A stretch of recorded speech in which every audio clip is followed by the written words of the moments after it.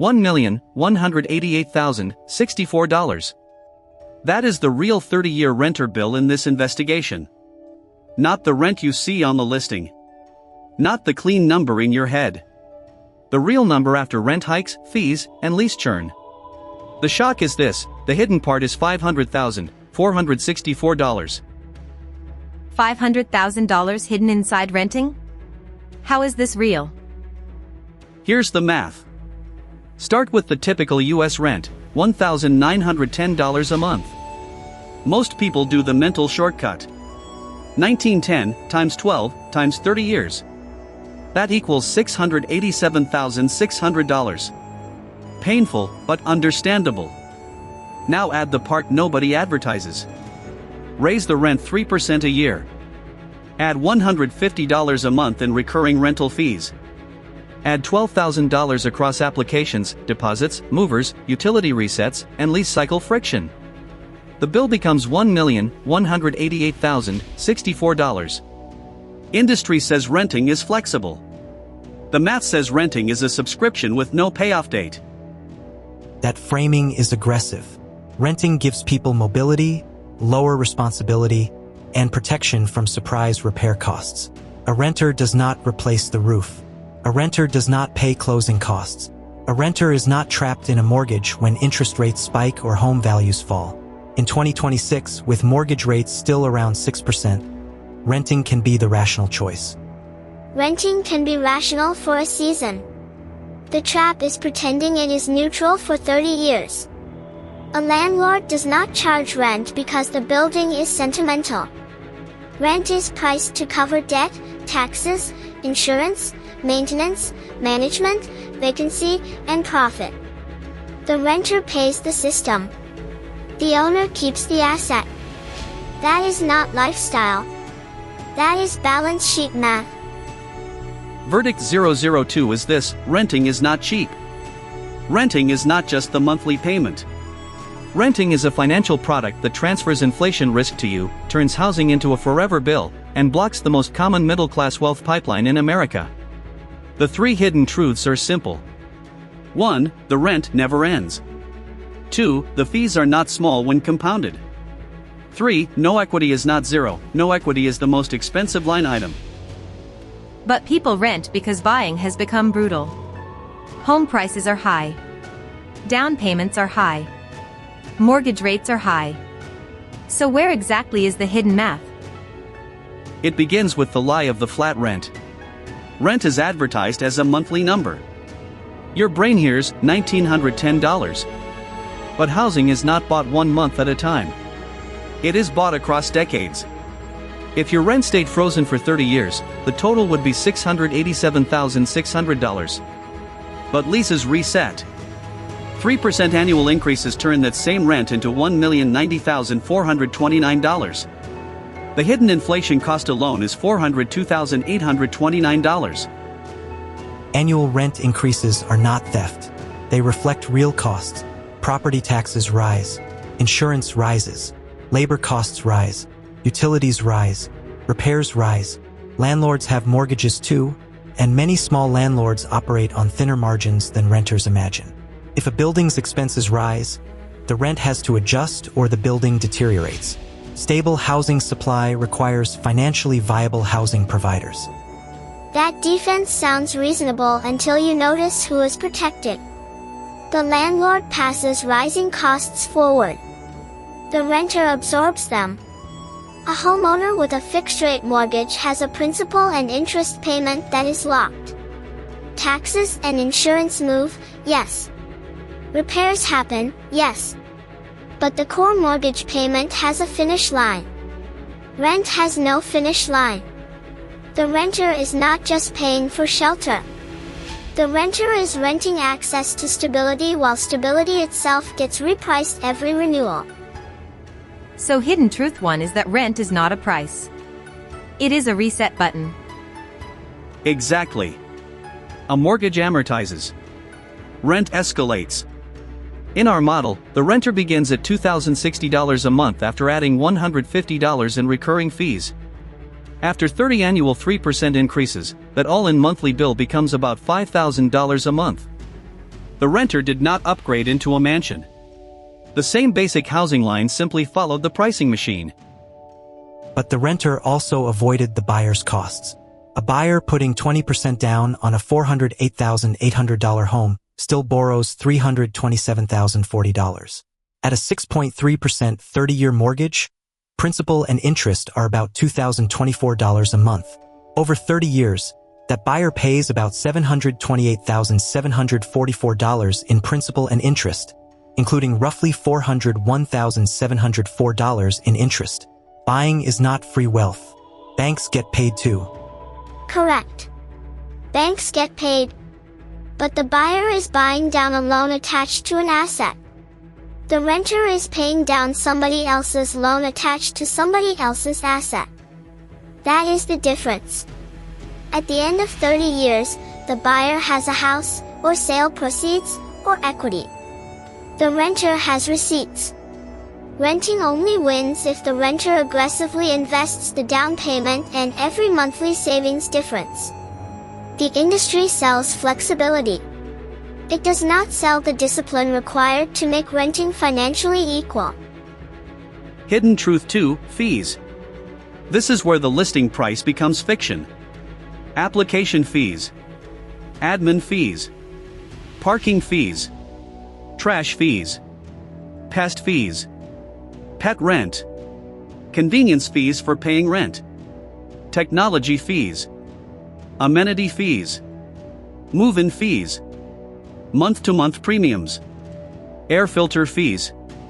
The fee stack is not a rounding error. In this investigation, we model $150 a month in recurring add-ons. Over 30 years, rising at the same 3% rate, that fee stack becomes $85,636. $85,000 from the little charges? The numbers don't lie. Small monthly charges become large lifetime costs because time is the multiplier. Then add $12,000 in lease cycle friction. That is not dramatic. That is a few moves, several applications, utility setups, truck rentals, deposits that do not fully come back, cleaning charges, and gaps between leases. The renter experiences it as chaos. The spreadsheet records it as cost. Fees are not automatically abusive. Parking is not free to provide. Pets create wear. Trash collection costs money. Background checks cost money. Amenities cost money. Online payment systems cost money. A renter without a car should not subsidize a renter with 2 parking spaces. A renter without a pet should not subsidize pet damage. Separate fees can make pricing more precise. That is the best version of the defense, and it still dodges the problem. Precision is not the same as transparency. When the listing says 1910 and the lease behaves like 2060, the renter shopped on incomplete math. The industry knows people anchor on the advertised rent. The profit is not always in one giant number. It is in a dozen small numbers that arrive after the renter is emotionally committed, application paid, and move date tracked. So the fee stack is not just money. It changes bargaining power. Yes. And that brings us to hidden truth 3, the missing wealth pipeline. The Federal Reserve Survey of Consumer Finances shows the median homeowner net worth was $396,200 in 2022. Renters and other non-homeowners were at $10,400. That is not a small gap. That is about 38 times. This does not mean every homeowner is rich or every renter is careless. It means the housing system turns ownership into forced saving and renting into permanent expense. That wealth gap is correlation, not destiny. Higher income households are more likely to become homeowners in the first place. They bring family help, better credit, stable employment, and down payments. Homeownership did not magically create all the wealth. Many households became owners because they already had advantages. Blaming renters for a wealth gap ignores wages, zoning, lending standards, student debt, and the collapse of affordable starter homes. Nobody is blaming renters. We are indicting the machine. The machine tells renters, you are free. But the freedom is priced monthly, repriced annually, and stripped of equity. Yes, owners often start with advantages. That is exactly why the math is rigged. The people with access to ownership get leverage, appreciation, fixed debt, and a balance sheet asset. The people without access get rent hikes, fees, and lectures about flexibility. The system calls that a market. The math calls it compounding inequality. Look at the contrast. The typical existing home sale price in March 2026 was $408,800. Put 20% down, and the monthly principal and interest at 6.3% is roughly $2,024. That is higher stress upfront, especially after taxes, insurance, repairs, and closing costs. But 30 years later, the loan is gone. The renter's obligation survives every year the renter is alive. That sounds like the brutal part. Buying hurts early. Renting hurts forever. Forever is too strong. Renters can move to cheaper markets. They can choose smaller units. They can avoid repair disasters. They can invest outside real estate. They can keep cash liquid. They can take jobs in new cities. They can leave bad neighborhoods faster.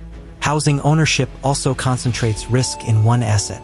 If a buyer stretches too far, loses income, or buys in the wrong market, ownership becomes a financial cage.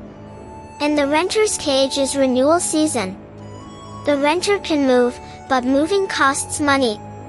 The renter can downsize, but smaller units are also repriced. The renter can switch cities, but jobs, childcare, schools, and family are not spreadsheet cells. Liquidity matters. Mobility matters. But the industry sells those benefits while hiding the lifetime toll. The honest renter strategy is not rent because buying is scary. The honest strategy is rent, then invest with violence. If you do not build assets somewhere else, rent becomes the asset plan for your landlord. Here is the clean version. A renter sees $687,600 over 30 years if rent stays flat. Real renting with 3% rent growth, $150 in monthly add-ons, and $12,000 of lease friction totals $1,188,064. Difference, $500,464. That is the untold math. And that is before we even count the emotional cost. Correct. The uncertainty tax is real, even when it does not fit neatly into a receipt. Renewal anxiety. Surprise notices. Non-refundable applications. Bidding for apartments. Paying movers because the landlord sold the building. Losing a school zone. Rebuilding a commute. Calling it flexibility ignores who controls the terms. Housing providers also face uncertainty. Regulations change. Insurance markets change. Property taxes change. Maintenance costs jump. Tenants damage units. Vacancies happen. Financing costs rise. A landlord who cannot cover those costs exits the market, and supply shrinks. Demonizing every rent increase will not build more housing. The real solution is more supply, faster permits, less restrictive zoning, and better targeted assistance for vulnerable renters. More supply matters. But supply does not erase the hidden math inside a 30-year renter life. Even in a softer rent year, the renter still faces a forever bill. Even when concessions appear, they are usually temporary discounts on a system designed for recurring extraction. The landlord's spreadsheet has columns for depreciation, tax strategy, rent growth, and asset value. The renter's spreadsheet usually has one line, rent due. That asymmetry is the story. The final verdict is not buy any house at any price. That is how people get crushed. The verdict is sharper. Long-term renting without an asset building plan is a $500,000 blind spot. If you rent, you need a counter asset. Index funds. Retirement contributions. Business equity. Cash reserves. Something. Because shelter is not the whole equation. Ownership is not just a roof. It is a claim on future value. So the question is not rent or buy. The question is, where is your equity being built? Exactly. Industry says rent buys flexibility. The math says rent buys temporary access while someone else accumulates the permanent claim. In year 1, renting can feel lighter. In year 30, the receipt pile is enormous, and the asset column is empty unless you built one deliberately. Renting should not be shamed. Millions of people rent because the ownership market locked them out. They need fair leases, transparent fees, more housing supply, and policies that reduce barriers. A healthy housing market needs rental housing. The problem is not renting itself. The problem is pretending rent is financially small because it arrives monthly. That is the point. Stop calling it small. Stop calling fees tiny. Stop calling rent hikes normal without showing the lifetime total. The renter is not irresponsible. The renter is underinformed by design. Once you show the 30-year number, the conversation changes. Rent is not a lifestyle line. It is one of the largest financial contracts of your life, renewed 1 year at a time, usually without being called a contract. This is Investigation 002 of Hidden Math. The numbers don't lie. $500,464 hidden inside the renting math. Not because renters are dumb. Because the system teaches people to read the monthly price and ignore the lifetime invoice. What's your hidden math? Drop it below.